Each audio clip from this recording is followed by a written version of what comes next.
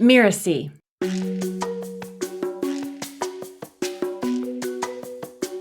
I'm Jason Friedman, and you're listening to Making It. I run a company called CX Formula, and we help entrepreneurs and small business owners create massive results for their clients by understanding their customer journey.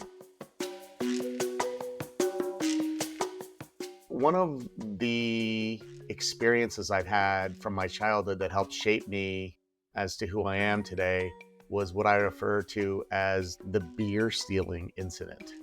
I was about 6, maybe 7 years old, playing with my buddies. I lived down the hill from my grandparents. I knew where my grandparents hid a key to their house. My friends and I decided that we were going to go up and kind of hang out there because it was different than our houses, right? And so we climbed up the hill and got there, took the key, and we went in. And one of my buddies was like, "Well, I'm thirsty." And he went into the refrigerator in the garage, and it was full of all these Budweiser cans. And so we're literally 6 or 7 years old, and we were having a beer. I don't think we really liked the taste, but we left all the stuff there. We didn't think to cover our tracks or anything else, went back about our business. And a few days later, I got summoned to my grandmother's house, and I had the riot act read to me. I just remember being in sheer fear and thinking, oh my gosh, how could I have done this? I disappointed my grandmother. I lost her trust. I did something that I knew I shouldn't do. I did it anyway, and I broke into her house. That issue has stayed with me, for 40 something years. And it's something I've thought about many times throughout my life of like, wow, I kind of knew right from wrong, but I didn't follow that. And it's kind of helped shape me. I have a very strong compass of what is right and what is wrong. And I don't really do what I know is wrong. And I haven't since that moment. It was kind of a gift really early on in my life that helped me understand and learn a very valuable lesson that is definitely with me to today.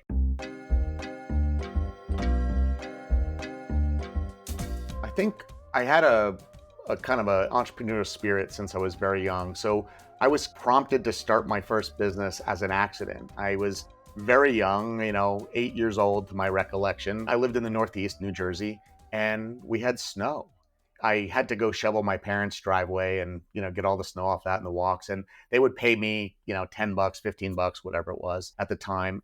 The rule was I would have to shovel my parents' driveway first, but then I could go out and do it for the neighbors. So I started to go out and do it for the neighbors. In the winter, it gets dark very early. I realized that I could only do so many houses.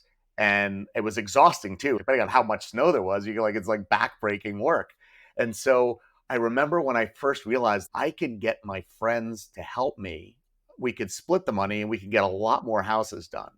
And so I actually enlisted an army of friends and we started doing this. And I had this little snow shoveling business that started as an absolute accident. And so it started then. And I've only had one job in my whole life. I've always had my own businesses.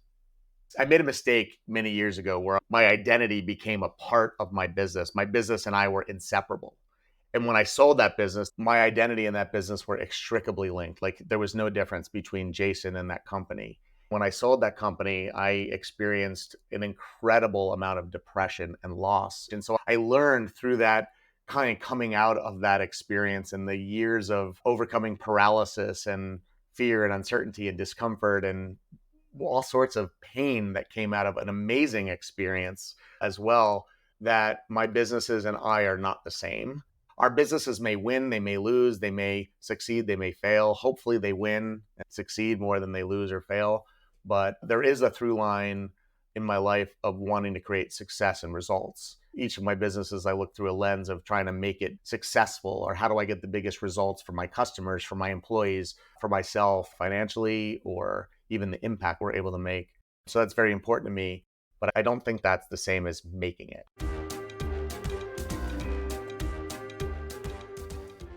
What does making it mean for me? What jumps to my mind and heart first is a level of freedom. It's not about the money.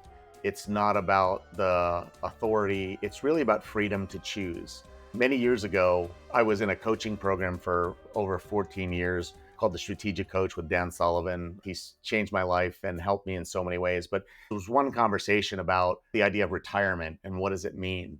And I learned at that time, or realized and learned, that retirement wasn't the end. It could be a beginning of something. Retirement could be the beginning of your freedom to choose what you do with your day every day. Earlier than when I officially retired, when I sold my first big company, I thought of myself as being retired because I got to a place where I had freedom. And to me, that's when I felt like I made it, when I actually could choose what I did with my days. I wasn't a slave to my business where I had to be there 9 to 5 every day. I don't think of making it in terms of my businesses. I think making it in terms of me. So I think it's irrespective of the number of businesses as I think about it. As you grow as an entrepreneur, you start to filter things more and have a slightly better lens to evaluate where you invest your time and your resource. And I think so over my journey, I think a lot of that learning has been how to say no to things and what to say yes to. I have not learned that lesson yet. I am learning that lesson today. As I look over my journey, there was one key pivotal moment when I realized, oh my gosh, I've made it. It was a holiday party themed as a Vegas night. We hired different dealers to come in. We had a roulette table, craps, poker tables. It was a theme thing. Everyone dressed up, and we had over 100 of our team members came, plus their spouses. So it was a very big affair. And I remember standing there with my partner, Drew, and we were just looking out at what we had built and the people whose lives we were able to impact on our team.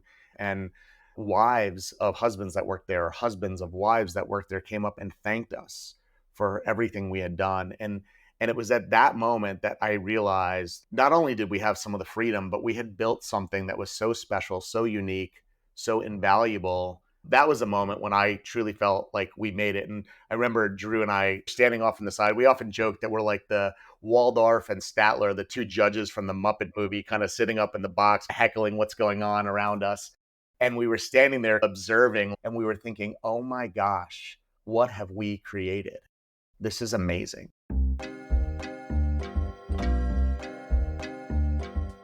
A big lesson that I've just recently scratching the surface on learning is one of receivership. For a really long time, I've been the giver. And right, wrong, or indifferent, it's been a pleasure. It's a gift for me to give to people and help people and support them. But I'm not very good at receiving that help and support and love and gratitude and those kinds of things, or I haven't been. And I'm keenly aware of that now. And I'm working on that, being able to receive. I've been talking about this a little bit with some friends and colleagues in masterminds, and people are like shaking their head. Yeah, like I get that. Me too. And I think it's interesting to see how many of us, when someone loves you enough to turn a mirror to you and say, hey, you're not receiving. Listen to what I'm saying. Let me help you. And you actually let your guard down and you don't feel weak in doing that, or you don't feel obligated to the other person. You just open your heart and your mind and your arms to take that in. It's a powerful experience, and it's a very connecting experience. And so I'm grateful for my friends that have helped me see that, and I'm still learning that. There was a very dark day in one of my businesses. This was one of the darkest days, I think. We were working with a big financial client, one of the top banking institutions in the world. We probably did $30+ million a year in revenue just from this one client. They were a good chunk of our business. They had just bought another bank, and we were rebranding that other bank to their bank. And the customer day one, when the new branding would roll out and the new brand new store in Times Square, New York City would roll out on this specific day, we were part of the team. We created the whole experience design for it. We were in charge of all the technology being used. So we did like design, we did content, we did installation and technology installation and support. And so the storefront of this was this gigantic LED Jumbotron in Times Square. And so we had a vendor manufacturing this for us, and we thought everything was good. And when they were supposed to ultimately come a couple of days before that, they told us that, they weren't going to make it. And so this was going to stop final inspections and all the construction and like all the electricians and contractors, not to mention this was the biggest project that this gigantic behemoth institution had ever undertaken. And we were the ones that were going to cause it to fail. I've never been more sick to my stomach in my life. I've never had more sweat pouring down my face. I've never felt more like wanting to crawl into a ball and cry. I didn't know what to do. I remember thinking failure is not an option, number one. And number two, we can solve this. Whatever the mind can conceive and believe, it can achieve. I couldn't go to them and be like, sorry, we can't do anything. That was not going to help us. And literally our business would have tanked. Like that would have been such a large hit if we lost that client. I don't even want to think about what that would have been like. But I also knew that we would come up with some solution, even if it was an interim solution. And so we brought the whole team together and I did my little motivational speech and like, what are we going to do? I want every possible idea. No idea is a bad idea. All I want to hear is ideas. We're going to put them all on the whiteboard. We had a couple people writing and scribbling. And then we started to look at like, hey, what's possible, what's impossible. And we workshopped this. And literally the next day I got on an airplane. I flew to where the headquarters for this institution was. I sat down with my client and she's like, why are you here? And I was like, listen, I said, I have good news and bad news. I said, which do you prefer? She's like, give me the bad news. And I said, we're not going to have the sign. She's like, what? I said, we're not going to have the sign. We were lied to by our vendor. I said, I'm not blaming them. We should have done more. It's our fault. I said, but it's just not going to be here. That ship has sailed. I said, so the good news is that I have a list of 40 ideas that we can do to solve this. And I have the 3 recommendations of those 40 ideas. I said, so we can do those 3, we can combine, we can look at all 40, or we can brainstorm other ones. I said, but no matter what, we are going to make sure this works. And she said to me, Jason, this is why we hired you guys. You don't come to me with problems, you come to me with solutions. I will never forget that day. And I remember the relief, and then I remember I was driving back to the airport in my rental car and I called my partner, Drew, and I was like, dude, like we survived. Did it cost us more money? Sure. Did it cost us as much as losing a $30 million client? No way. So it didn't really matter that it cost us some money. Like we were heroes. Like they were talking about how we were the most amazing people ever. And they gave us more business after that than we even had before. They almost doubled our business the next year.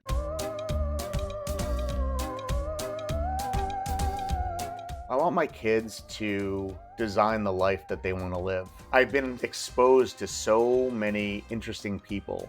I mean, my whole life, obviously, but over the last 10 years specifically, I've been in a group of entrepreneurs from all around the world with very different perspectives on the world and very different ideas of what business is. Some of them were more like me, where they wanted to make big revenues and have a big team. And there's other people in there that like, they want their business to be 20% of their life and 80% of their life is life. And that thought never even occurred to me until I met these people in this group, because I didn't grow up seeing that. I grew up and people worked long hours and multiple days a week. And it never dawned on me that I could be a digital nomad, or I could work 2 days a week and play 5 days a week, or work 5 days a month and play 25 days a month. Like those ideas, just for whatever reason, didn't enter my mind, and I didn't see people doing that. And so as I look at how people are designing their lives, opportunities are endless. Like making it can be as simple as that kind of freedom as well. And so for my kids, I want them to really be intentional about how they design their life and how they think about what they want to be doing with their lives, and that they find things that they love to do and that they're able to do them. To me, that's, I think, what I would most want my children to do with this whole idea of making it. I'm Jason Friedman, and you've been listening to Making It. You can find me at cxformula.com, cxformula.com. You'll find the link in the show notes. And I also have an amazing resource for you called The Power of Being Unreasonable. You'll also find a link to that amazing PDF in the show notes.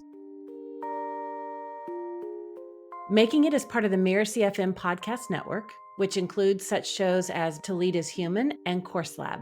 To catch the great episodes that are coming up on Making It, please follow us on Mirasee FM's YouTube channel or your favorite podcast player. And if you enjoyed the show, please leave us a comment or a starred review. It is the best way to help us get these ideas to more people. Thank you, and we'll see you next time.